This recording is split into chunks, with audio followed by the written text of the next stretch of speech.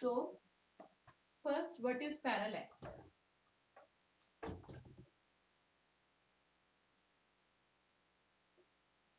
Parallax method.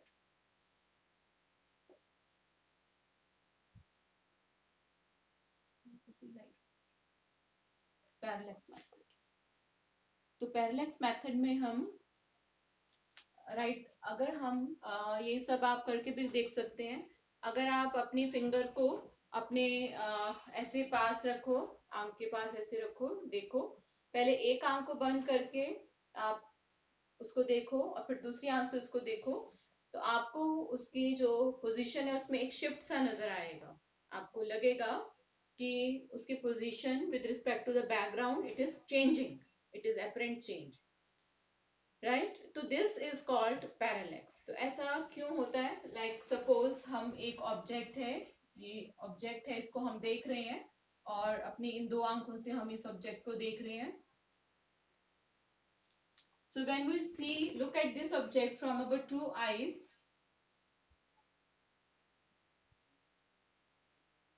some angle is made between these two like positions.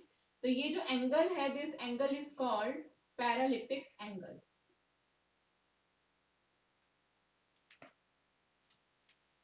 मेरी voice clear है and board clear है बेटा? एक दो बच्चे जरा बता दो एक बार. Yes ma'am. Okay. Parallactic angle और पैरालैक्स एंगल भी सिंपली कह सकते हैं.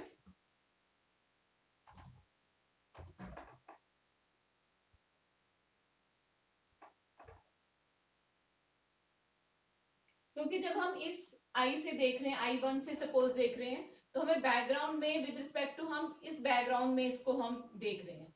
इस आई से जब हम देख रहे हैं तो with respect to this background हम इस ऑब्जेक्ट को देख रहे हैं. तो इसलिए हमें ऑब्जेक्ट की पोजीशन में थोड़ा सा चेंज नजर आता है. This is called parallax.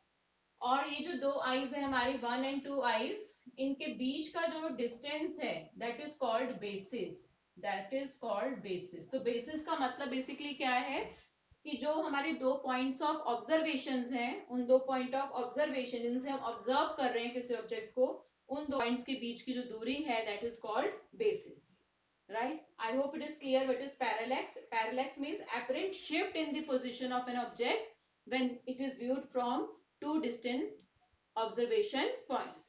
This is parallax. Basis means दो observation points के बीच की दूरी is called basis. Angle made by two observation point at the object is called parallactic angle or parallax angle. तो अब हम इसी का यूज करके we will find out कि कैसे अगर एक प्लैनेट हमसे बहुत दूर है तो हम उसकी दूरी कैसे फाइंड आउट करेंगे. और मैंने इससे पहले इंट्रोडक्टरी क्लास में आपको बताया था कि मैं जो है मेरे लिए बेसिस जो है बेस वो एनसीईआरटी जो है that is a base book for me. तो आपको भी मैं यही कहूंगी कि आप किसी भी चीज के लिए रेफरेंस अगर लेते हैं तो सबसे पहले एनसीईआरटी कंसल्ट करो. उसमें से अगर कोई चीज नहीं समझ में आती then you can go for supplementary book like SL Arora or Fundamental Physics or any other book you have. But first, you should look for NCERT.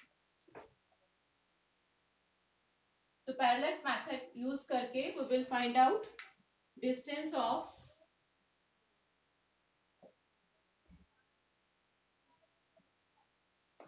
a distant planet. तो सपोज एक प्लैनेट है S और आप देखेंगे बहुत ही easy topic है, इसमें कुछ भी कॉम्प्लिकेशन या कोई भी मुश्किल चीज नहीं है. आपको 2 मिनट में समझ में आ जाएगा अगर आप बहुत ध्यान से सुनेंगे और बिल्कुल एनसीईआरटी को फॉलो करेंगे. There is no complication at all in this topic. तो एक प्लैनेट है एस है हमारे पास, वो बहुत दूर है, तो उसका हमने अर्थ से डिस्टेंस फाइंड आउट करना है. तो हम अर्थ के ऊपर दो ऑब्जर्वेटरीज ले लेते हैं. अर्थ के ऊपर डिफरेंट दो पॉइंट्स के ऊपर हम क्या ले लेते हैं, दो ऑब्जर्वेटरीज ले लेते हैं. ऑब्जर्वेटरी मतलब कोई भी हमारी लैब है जहां पर हम बहुत बड़े बड़े टेलीस्कोप लगाकर और इस प्लैनेट को ऑब्जर्व कर रहे हैं. तो सपोज ये जो दो डिस्टेंट लैब्स हैं ये हैं ए और B. So A and B are what? These are the observation points और observatories.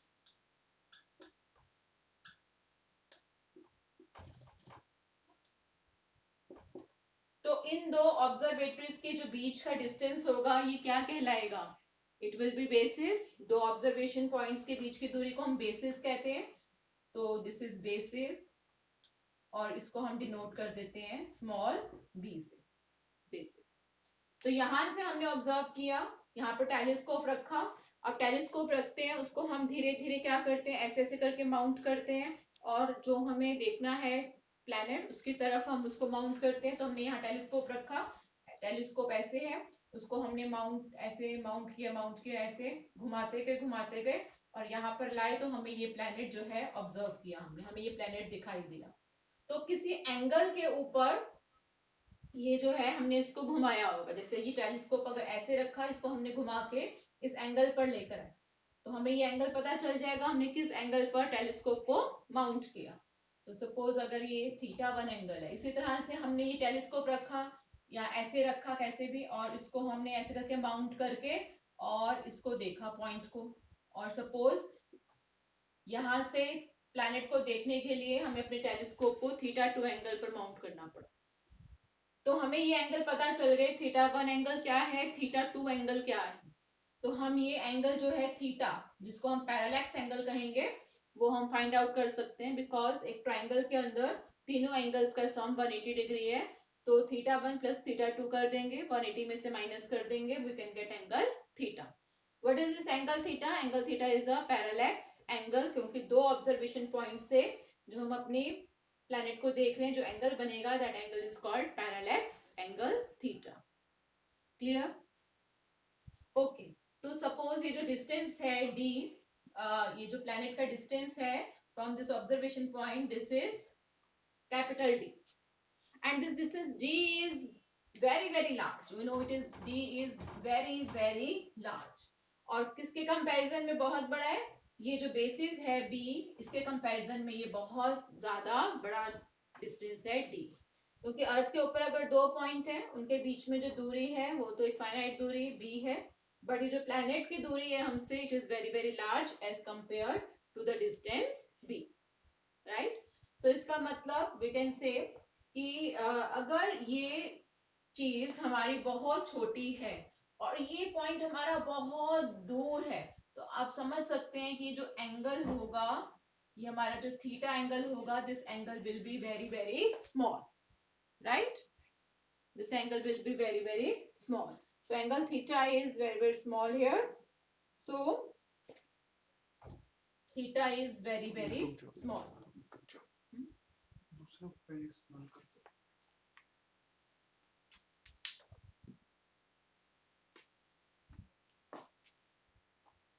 So angle theta is very very small here, right?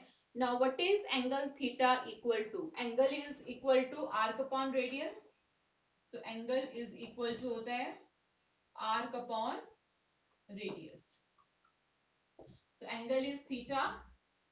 Now what is arc? अब अगर ये मैं यहां से सेंटर लेकर और रेडियस d लेकर अगर मैं एक सर्कल ड्रॉ करती हूँ, यहां से ऐसे सर्कल ड्रॉ करती हूँ, तो लगभग मेरी जो आर्क आएगी वो किसके बराबर होगी? b के बराबर ही होगी। तो b को मैं आर्क ले सकती हूँ, तो arc is b, right?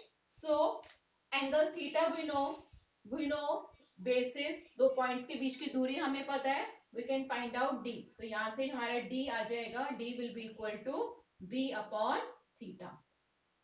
So that is how we find distance of a distant planet from Earth. I think it is clear. It is very easy to understand. ठीक है ना? दो पॉइंट्स ऑब्जर्वेटरीज हमने ले ली, ए और बी, उनके बीच की दूरी बेसिस हो गई। प्लैनेट एस को हम ऑब्जर्व कर रहे हैं, this angle is theta, parallax angle, so angle is equal to arc upon radius, so angle is theta, arc is B approximately, and distance हमने लिया है डी। अब क्योंकि d बहुत बहुत दूर है, तो हम मान सकते हैं कि a और b से जो ये दूरी है प्लैनेट की वो सेम है, d है, क्योंकि because d is very very large distance, right? बेटा आपको क्लियर नजर आ रहा है बोर्ड, या थोड़ी सी एडजस्टमेंट करने की जरूरत है? माइक्रोफोन ऑन करके एक मिनट बताओ।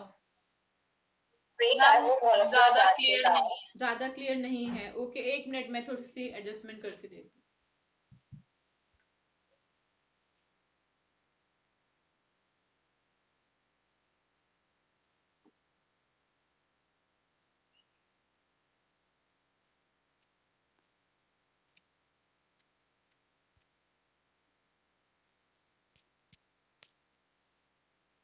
अब थोड़ा क्लियर है या अभी भी ब्लर है?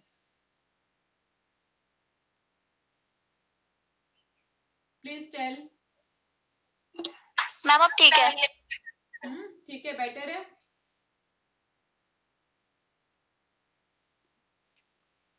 बोर्ड क्लियर नहीं दिख रहा ma'am. Why did we put two inequality science?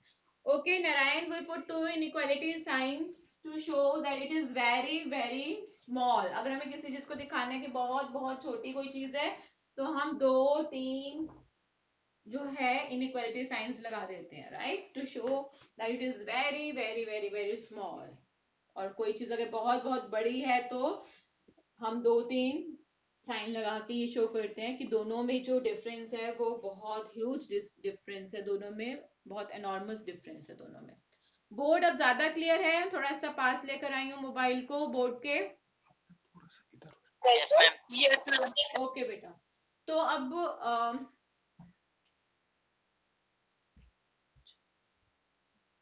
बेटा ठीक है, अब समझ में ये आ गया? Any other query regarding this?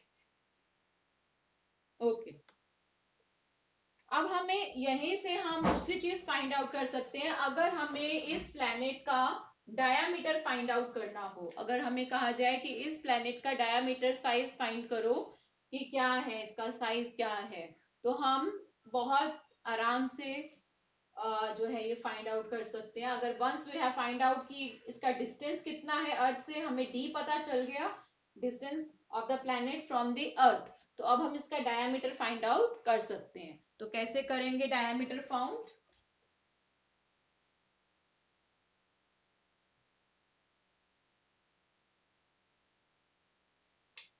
तो अभी हमने डिस्टेंस निकाला था, distance was equal to b over theta.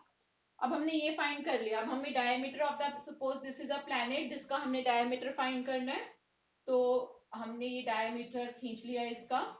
अब हम क्या करेंगे, एक ऑब्जर्वेशन पॉइंट अर्थ के ऊपर ले लेंगे, सिंगल एक ऑब्जर्वेटरी में जाके बैठ जाएंगे, ठीक है, जो भी हमारी लैब है वहां गए, टेलीस्कोप को लिया, टेलीस्कोप को पहले हमने इस तरफ माउंट किया, इसका ये वाला सिरा जो है देखने के लिए, फिर हमने इसी टेलीस्कोप से इसका दूसरा जो सिरा है वो देखा, और इधर एडजस्ट करने के लिए और इधर एडजस्ट करने के लिए हमें जो टेलीस्कोप हमने घुमाया, कितने एंगल से घुमाया, that we can find out. वो हमारा जो टेलीस्कोप्स होते हैं उसमें पूरी ट्रेजेक्ट्री बनी होती है, पूरी डी बनी होती है। अगर आप इधर जंतर मंतर गए हो कभी, तो वहां पर भी आप देख सकते हो, वो भी एक बहुत बड़ी ऑब्जर्वेटरी थी। तो वहां पर अगली बार आप जाओ तो यू कैन फाइंड आउट कि टेलीस्कोप जहाँ देखते थे वहां पर पूरी एक ट्रेजेक्ट्री डी बनी होती थी, कितना उसको घुमाना पड़ा देखने के लिए, कितने एंगल पर घुमाना पड़ा। तो इस ऑब्जर्वेशन पॉइंट से डायमीटर के पहले इधर देखा, फिर यहाँ से इसको इधर देखा, दोनों के बीच में हमें कितना घुमाना पड़ा, कितना एंगल है, let this angle is alpha and let the diameter of this planet is small d, and ये जो डिस्टेंस है between the planet and the earth that is capital d. तो अब ये हमारा एंगल जो है, again angle is equal to arc over radius, angle now is alpha, arc, now what will be the arc will be, अगर हम इतना ये रेडियस ले लें d, और यहां से अगर हम सर्कल खींचे तो अप्रोक्सीमेटली हमारी आर्क जो है वो diameter of the planet small d के इक्वल होगी, and radius of this is d, तो small d is equal to alpha into d। तो ये हमें डायमीटर जो था ये फाइंड करना था, इससे हम size of the planet find कर सकते हैं। क्लियर हो गया ये?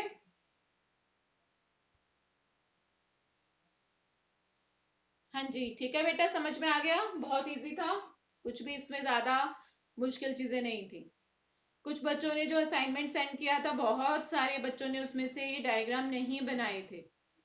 बिना डायग्राम के इस इन आंसर्स का कोई भी मतलब नहीं है, बिल्कुल 0 नंबर मिलेगा अगर पेपर में बिना डायग्राम के आप इसको करके आए तो।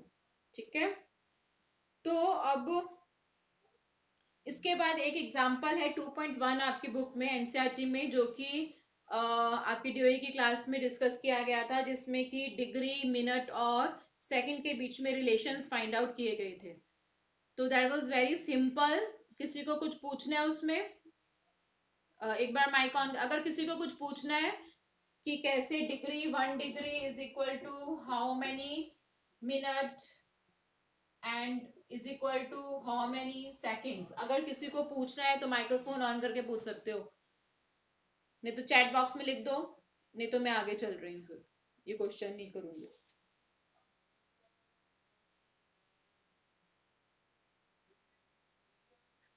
मैम एक बार बता दो। ओके, एक बार बता देती हूँ फटाफट से इसको। और ये जो वैल्यूज आएंगे, जैसे आपको डीओए की क्लास में बताया गया था कि 1 डिग्री, 1 मिनट और 1 सेकंड की वैल्यूज आप थोड़ी सी याद करके रखेंगे, क्योंकि कई न्यूमेरिकल्स में कोई एक आधा न्यूमेरिकल इसके ऊपर बेस्ड आ सकता है, तो वहां पर आप कैलकुलेट करने में बहुत समय लगेगा आपका। तो इससे अच्छा है कि अगर आपको 1 डिग्री, 1 मिनट और 1 सेकंड की अगर वैल्यू याद है, तो क्वेश्चन में जितना भी दिया होगा तो आप आराम से कर पाएंगे। तो इसको थोड़ा सा याद भी कर लेना इन वैल्यूज को।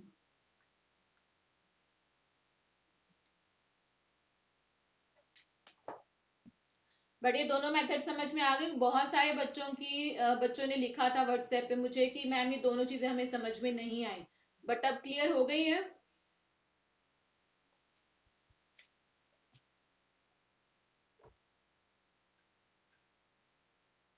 एनसीईआरटी में बहुत सिंपल वे में दिया हुआ है, राइट? ओके, तो अब है एग्जांपल 2.1 में, calculate the angle of 1 degree, 1 minute and 1 second in radiance.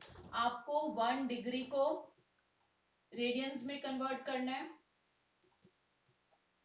आपको 1 मिनट को रेडियंस में कन्वर्ट करना है, और आपको 1 सेकेंड को में कितने रेडियंस होते हैं ये बताना है। तो 1 डिग्री, तो ये हमें पता है कि जब कोई हम सर्कल में पूरा घूम जाते हैं, ये ऐसे लाइन के ऊपर 180 डिग्री का एंगल होता है, और पूरा अगर हम घूमकर वापस आ जाए 180 डिग्री और बन गया, तो टोटल एंगल इज 360 डिग्री। और अगर हम रेडियन की बात करें तो पूरा यहां से लेकर यहां तक पाई होता है, और यहां से लेकर यहां तक भी पाई होता है, तो 360 degree is equal to 2 pi radian. So 1 degree will be equal to 2 pi upon 360 radian. फिर इसको ये वैल्यू को कैलकुलेट किया, 2 इंटू 3.14 भी कर सकते हैं, 22/7 भी कर सकते हैं। और जब इसको कैलकुलेट किया तो बुक में आंसर जो है, मैं कैलकुलेशन में टाइम नहीं खराब कर रही, तो आंसर आ गया हमारा 1.745 इंटू 10⁻⁻² रेडियन। तो 1 डिग्री इज इक्वल टू इतने रेडियन।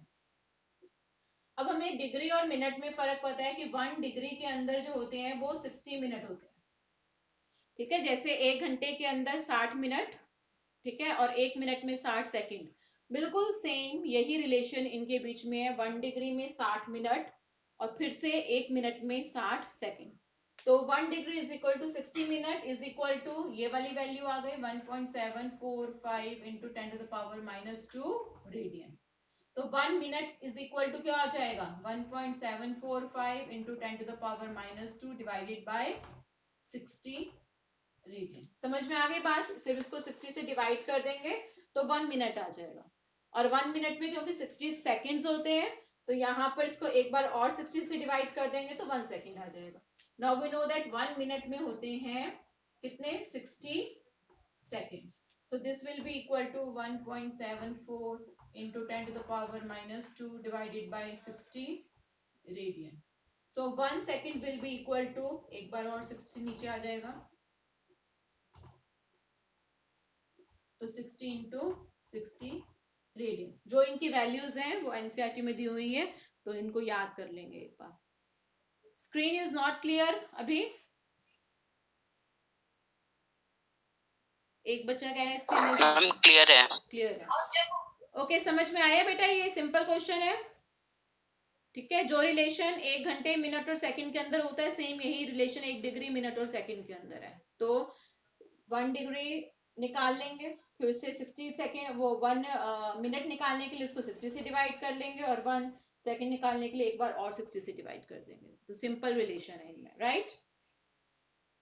ओके, एक न्यूमेरिकल और कर लेते हैं डायमीटर फाइंड करने के ऊपर। Example 2.4 NCERT. एनसीईआरटी है आप सबके पास?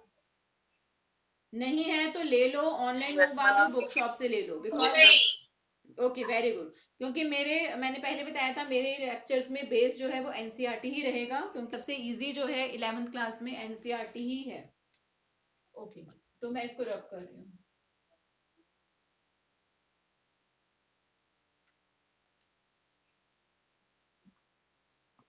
तो एग्जाम्पल 2.4 थोड़ा सा डिस्कस कर लेते हैं एक बार। The sun's angular diameter is measured to be 1920 seconds. तो एंगुलर डायामीटर का क्या मतलब है? एंगुलर डायामीटर जैसे मान लो ये सन है और ये इसका डायामीटर है और ये हमारा ऑब्जर्वेशन पॉइंट है। This angle is alpha and this angle is called angular diameter. This is called angular diameter. क्योंकि डायामीटर ने जो एंगल बनाया एक पॉइंट के ऊपर, जितना बड़ा डायामीटर होगा उतना ही बड़ा क्या बनेगा? एंगल बनेगा। तो इसका मतलब ये angle is also a measure of the diameter. So this is called angular diameter, और ये हमें दे रखा है 1920 second angular diameter. The distance d of the sun from the earth is, ये जो डिस्टेंस है डी अर्थ का सन से, ये हमें दे रखा है, it is given to be 1.496 into 10 to the power 11 metre. What is the diameter of the sun? Small d हमने फाइंड आउट करना है, तो बहुत सिंपल है, हमें फॉर्मूला पता है, small d is equal to alpha into d, इन दोनों को अल्फा इंटू डी। सो अब बात ये है कि यहाँ पर जो है 1920 ये किस में दे रखा है? सेकंड में दे रखा है। तो हम इसको किस में कन्वर्ट हमें करना पड़ेगा? हमें इसको कन्वर्ट करना पड़ेगा रेडियन के अंदर, ठीक है। तो इसको हम रेडियन में कन्वर्ट कर लेंगे। कैसे करेंगे? 1, तो हमें पता है कि 1 second is equal to how many radians? ये हमने पिछले एग्जाम्पल में किया था, it was equal to 4.85 into 10 to the power -8 radian, right. तो यहाँ पर हमें दिया हुआ 1920 सेकेंड, तो मल्टीप्लाई हो जाएगा 1920 into 4.85 into 10 to the power -8 radian. फिर हमें डी निकालना है, तो d is equal to alpha into d, तो अल्फा की वैल्यू ये वाली पुट कर देंगे 1920 4.85 10 to the power -8, capital D की value 1.496 into 10 to the power 11 metre. तो ये आपका मीटर के अंदर एक्सक्यूज मी मैम, मैम 10 पे डिग्री, मैम 10 की एक्सपोनेंट में -6 होगा क्या? -6, 10 की पावर -6 होगा। हाँ -6 है, -6 है। तो ये आप लर्न कर लेना, 10 टू द पावर -6 आए। थैंक्स। तो ये आपका जितना भी आंसर आएगा ये मीटर के अंदर आंसर आ जाएगा। तो ये क्लियर है, करना कैसे है? Method is clear to you, simple question है, बट सिर्फ इसमें यही ध्यान है। अब जैसे इसी के अंदर क्वेश्चन के अंदर आप देखो कि हमें ये सेकंड के अंदर वैल्यू दी हुई है, तो अगर हमें ये नहीं याद होगा कि कितने उसके बराबर है, तो हमें सारा कैलकुलेट करना पड़ेगा उस समय, कि पहले हमें सेकंड और मिनट का रिलेशन, फिर मिनट और रेडियन का रिलेशन, ये पूरा हमें कैलकुलेशन उसी समय करनी पड़ेंगी, तब हम पाएं। लेकिन अगर हमें ये वैल्यू याद है तो हम डायरेक्ट क्वेश्चन फटाफट कर सकते हैं। तो सभी बच्चे 1 degree is equal to how many radians, 1 minute, 1 second is equal to how many radians, ये 3 वैल्यू सभी याद कर लेंगे, राइट। अब हम एक और चीज कर रहे हैं जो कल शायद आपकी डीओई की क्लास में होगी, estimation of very small distance और साइज ऑफ अ मॉलिक्यूल। कि अगर हमें एक मॉलिक्यूल का साइज फाइंड करना है तो हम कैसे फाइंड आउट करेंगे? Because molecule is very very small, हम इसको आंखों से नहीं देख सकते, तो हम उसको कैसे उसका एस्टिमेट निकाल सकते हैं, दो हम उससे बिल्कुल प्रॉपर नहीं फाइंड आउट कर सकते, बट अप्रोक्सीमेट वैल्यूज की हम कैसे फाइंड आउट कर सकते हैं। तो ये थोड़ा सा समझने वाला टॉपिक है और बहुत दिमाग लगाने वाला टॉपिक है, और साथ साथ लिखोगे तो समझ में आएगा, नहीं तो नहीं आएगा। और कल फिर डीओ की क्लास में भी ध्यान से सुनोगे तो बहुत क्लियर हो जाएगा। ज्यादा इसमें कुछ मुश्किल नहीं है, लेकिन 2-3 चीजों पे बहुत ज्यादा ध्यान देने की जरूरत है।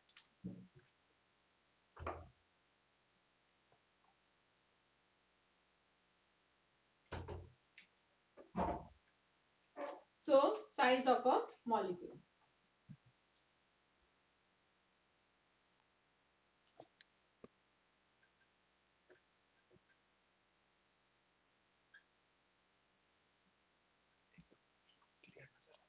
बेटा क्लियर है बोर्ड?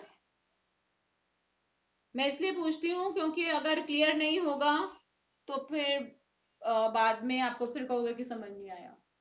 क्लियर है?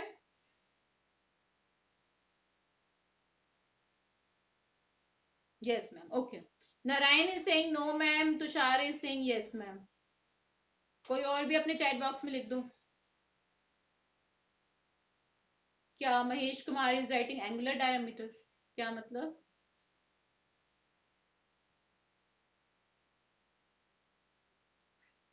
Mahesh is saying angular diameter को एक्सप्लेन कर दो। Okay, but board is clear, right.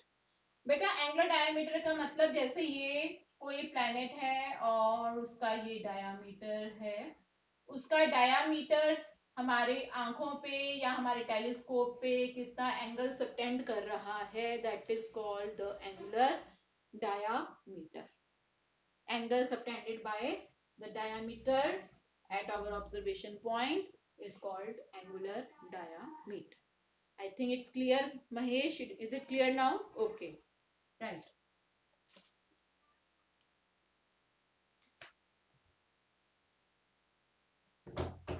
तो साइज ऑफ अ मॉलिक्यूल, तो इसमें हमने क्या करना है, बहुत ध्यान से सुनेंगे सारे एकदम अटेंशन के साथ। इसमें हम एक लेंगे ओलिक एसिड, राइट, और उसका बहुत डाइल्यूट सॉल्यूशन बनाएंगे। उसका बहुत डाइल्यूट सॉल्यूशन बना के उसको एक सरफेस के ऊपर हम फैला देंगे। तो जब हम उसको सरफेस के ऊपर फैलाएंगे तो वो इतना डाइल्यूट सॉल्यूशन होगा, उसमें इसकी मात्रा इतनी कम है ओलिक एसिड की कि उसकी एक मॉलिक्यूलर लेयर, जो लेयर बनेगी, उस लेयर के अंदर ओनली सिंगल मॉलिक्यूल की लेयर बनेगी।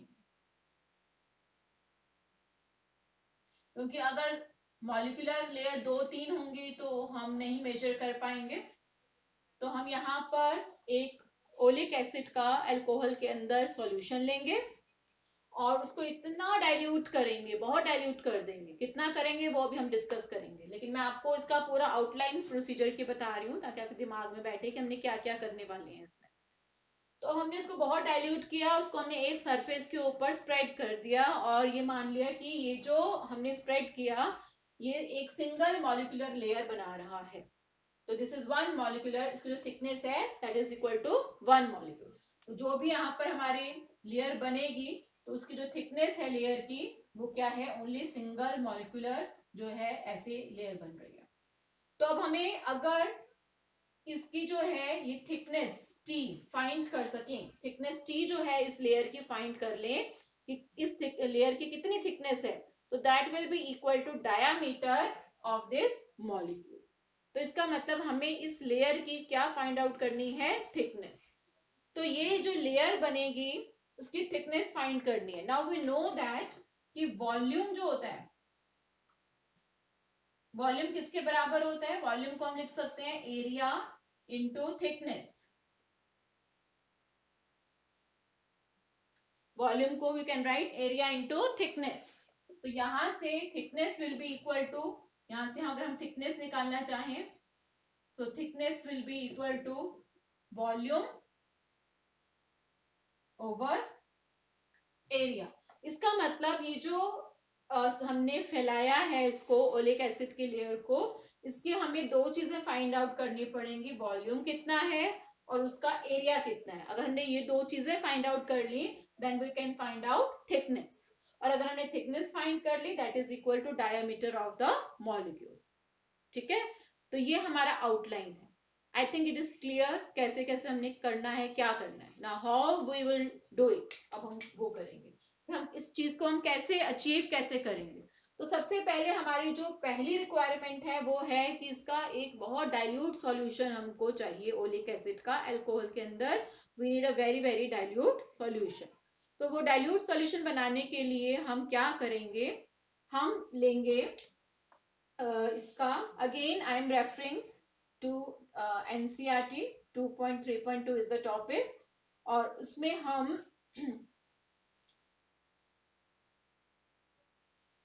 एक मिनट, ओलिक एसिड इज, तो हमने सॉल्यूशन बनाना है ओलिक एसिड का किसके अंदर, अल्कोहल के. तो हमारा पहले सॉल्यूशन बनेगा, उसको हम नाम दे देते हैं S1. तो हमने कितनी क्वांटिटी लेनी है, हमने यहाँ पर इसका लेना है 1 centimetre cube of oleic acid we will add in alcohol to get a solution of 20 centimeter cube. S1